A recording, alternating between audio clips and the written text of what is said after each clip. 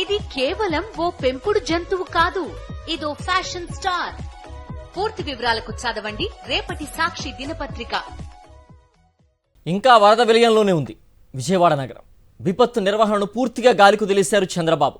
3 కీలక అంశాల్లో కూటమి సర్కార్ దారుణంగా ఫెయిల్ అయింది. మరోవైపు 10 రోజులైనా ఎవ్వరూ పట్టించుకోవడం లేదని వరద బాధితులు ఆవేదన వ్యక్తం చేస్తూ ఉన్నారు. విజయవాడను ముంచెత్తిన తాజా వరదల్లో విపత్తు మాన్యువల్ను రాష్ట్ర ప్రభుత్వం ఏమాత్రమూ పట్టించుకోలేదు. బుడమేరు వరద గురించి కనీస సమాచారం ప్రజలకు ఇవ్వలేదు. ఆగస్టు 31వ తేదీన విజయవాడ పరిసరాల్లో అతి భారీ వర్షాలు కురుస్తాయని 3 రోజుల ముందే వాతావరణ శాఖ హెచ్చరించినా పట్టించుకోలేదు. ఇరిగేషన్, రెవెన్యూ, పోలీసు శాఖలతో సీఎం కనీసం సమీక్ష నిర్వహించలేదు. జలాశయాలు నిండు కుండల్లా కనిపిస్తున్న ఫ్లడ్ కుషన్ నిబంధన పాటించలేదు. తీరా బుడమేరుకు వరద పోటెత్తాక అర్ధరాత్రి వెలగలేరు హెడ్ రెగ్యులేటర్ గేట్లు ఎత్తేశారు. ముంపునకు గురయ్యే ప్రాంతాలను కనీసం అప్రమత్తం చేయకపోవడంతో సగం విజయవాడ మునిగిపోయింది. 2.5 లక్షలకు పైగా కుటుంబాలు వరద నుంచి బయటపడే అవకాశం లేక తీవ్రంగా నష్టపోయాయి. వరదల్లో 60 మందికి పైగా మృత్యువాత పడ్డారు.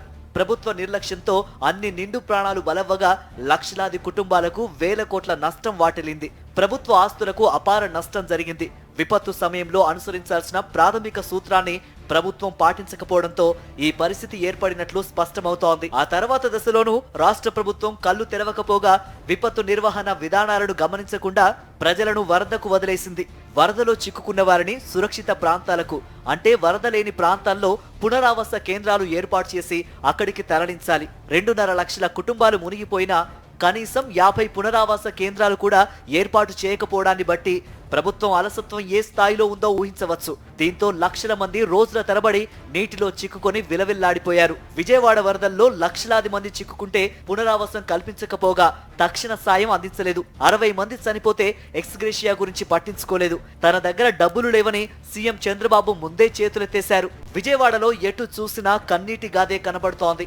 ముంపుకు గురైతే ప్రభుత్వ సాయాన్ని నోచుకోలేదని శాంతినగర్ కాలనీలో మహిళలు ప్రభుత్వంపై దుమ్మెత్తిపోస్తున్నారు. వరదలో చిక్కుకొని 10 రోజులుగా ఆకలితో అలమటిస్తూ ఉంటే ఏ ఒక్క ప్రభుత్వ అధికారి తమ వైపు చూడలేదని ఆవేదన వ్యక్తం చేశారు. ఓట్లు అడిగేందుకు మాత్రం మందలుగా వస్తారు, కానీ కష్టం వస్తే ఏ టీడీపీ నాయకుడు రాలేదని మండిపడుతున్నారు.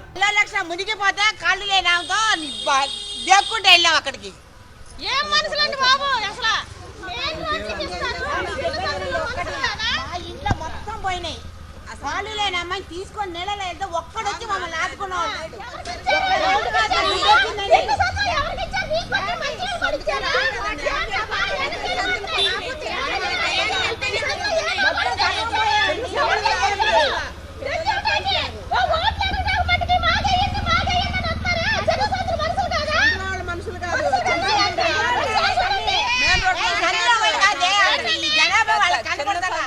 మరోవైపు మొన్నటి వరకు వరదలతో విలవిల్లాడిన విజయవాడ ప్రజలు ఇప్పుడు అధికారుల నిర్లక్ష్యంపై ఆందోళనకు దిగారు. వరదల సమయంలో సహాయం చేయలేదని, ఇప్పుడు వ్యర్థాలను కూడా తొలగించడం లేదని వాంబే కాలనీ డి బ్లాక్ వాసులు నిరసన తెలిపారు. కాలనీల్లో వ్యర్థాలను తొలగించి ఫైర్ ఇంజన్ల సాయంతో శుభ్రం చేయాలని డిమాండ్ చేశారు. నిరసనకారులకు సిపిఎం, ప్రజా సంఘాల నేతలు అండగా నిలిచారు. దీంతో దిగొచ్చిన అధికారులు తక్షణమే పనులు ప్రారంభిస్తామని హామీ ఇచ్చారు.